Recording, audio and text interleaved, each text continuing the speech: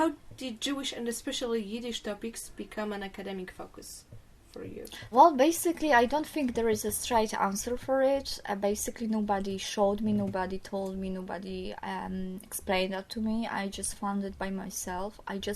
When I started to study history, I just had few lectures given to the Jewish subjects at my university.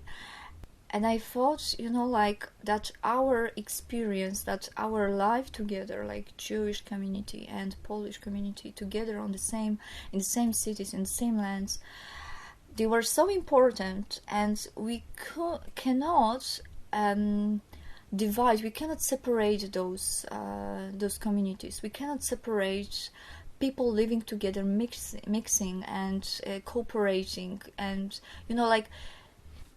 It's so important actually to know, to realize that Polish culture is built also on the culture or on the Jewish culture.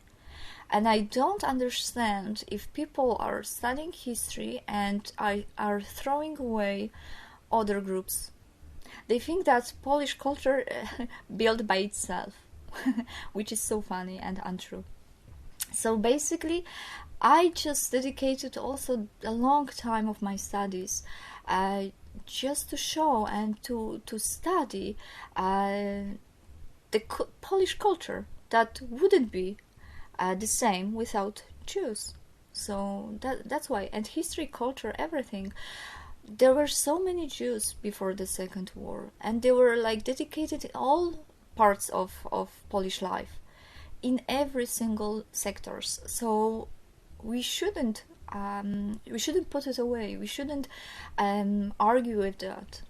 That's just normal. And for me, that's the reason, like because the culture is just mixed with all different groups of people.